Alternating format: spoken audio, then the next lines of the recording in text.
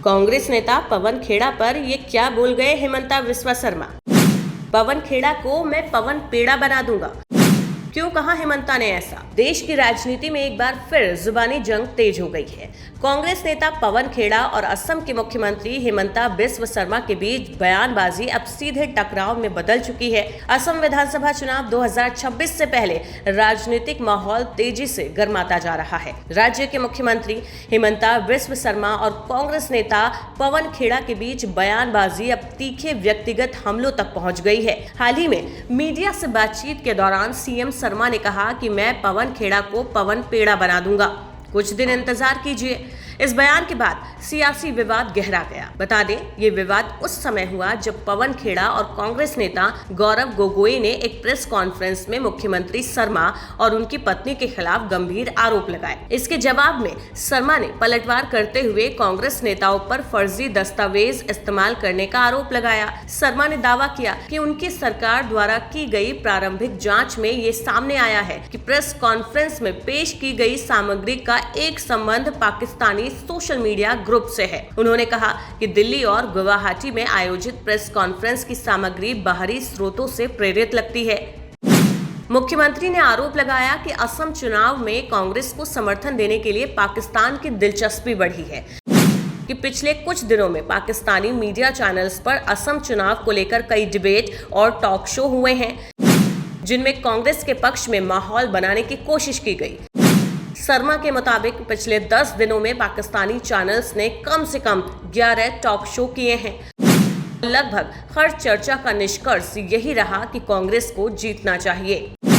उन्होंने इस घटना को चिंताजनक बताते हुए जांच की मांग की। मुख्यमंत्री ने कांग्रेस नेताओं को कड़ी चेतावनी देते हुए कहा कि अगर फर्जी दस्तावेज का इस्तेमाल कर जनता को गुमराह किया गया तो कानूनी कार्रवाई और कड़ी की जाएगी। उन्होंने कहा, ऐसे मामलों में सीधे आईपीसी की धारा 420 और 468 लागू हो सकती है। शर्मा ने यह भी जोड़ा कि नए आपराधिक कानूनों के तहत अगर चुनाव को प्रभावित करने के लिए झूठे दस्तावेजों का इस्तेमाल किया गया तो दोषियों को आजीवन कारावास की सजा भी हो सकती है। असम विधानसभा चुनाव से पहले इस तरह की तीखी बयानबाजी और प्रत्यारोप ने राजनीतिक माहौल को और ज्यादा तनावपूर्ण बना दिया है। जहां एक तरफ कांग्रेस इन आरोपों को राजनीतिक बदले की कार्रवाई बता रही है, वहीं सत्तारूढ़ पक्ष इसे राष्ट्रीय सुरक्षा और चुनावी पारदर्शिता से जोड़कर देख रहा है। एक्सपर्ट्स का मानना है कि आने वाले दिनों में ये विवाद और ज्यादा गहरा सकता है, जिसका असर चुनावी रणनीतियों और मतदाताओं की धारणा पर पड़ना तय है।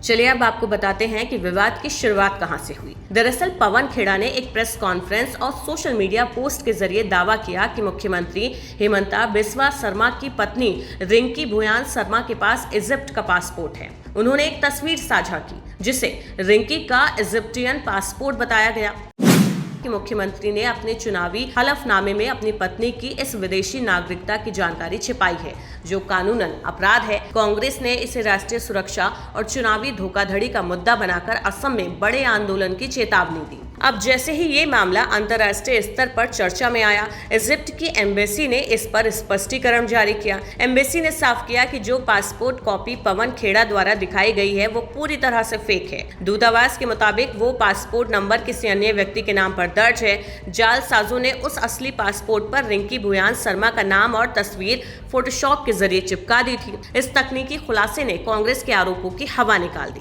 पवन खेड़ा के दावों और इजिप्ट सरकार के स्पष्टीकरण के बाद रिंकी भुयान शर्मा बेहद कड़े लहजे में कांग्रेस को आड़े हाथों लेते हुए नजर आई। उन्होंने कहा ऐसा लगता है जैसे किसी पागल कुत्ते ने पवन खेड़ा को काट लिया हो। कांग्रेस के शीर्ष से लेकर निचले स्तर तक के लोगों के पास उन्हें बदनाम करने के अलावा और कोई काम नहीं है। एआई और फोटोशॉप का इस्तेमाल करके एक घटिया रणनीति बना रहे हैं। पिछले 2 सालों से वो मुझे और मेरी बेटी को बदनाम करने की कोशिश कर रहे हैं, जबकि हमारा राजनीति से कोई लेना देना नहीं है। एक पुरानी पार्टी द्वारा पूरे असमिया समाज के सामने पेश किया गया ये उदाहरण बेहद शर्मनाक और घटिया है। ये विवाद केवल फेक पासपोर्ट तक सीमित नहीं, बल्कि एक आधुनिक राजनीति में डीप फेक और एआई के बढ़ते खतरों की ओर भी इशारा करता है। इन आरोप और प्रत्यारोपों के बीच फिलहाल इतना तय है कि राजनीति में बयानबाजी का ये दौर कभी थमने वाला नहीं है और इन सब के बीच असली मुद्दे क्या हैं, किन पर वोटिंग होगी, ये तय करना अब जनता के हाथ में है।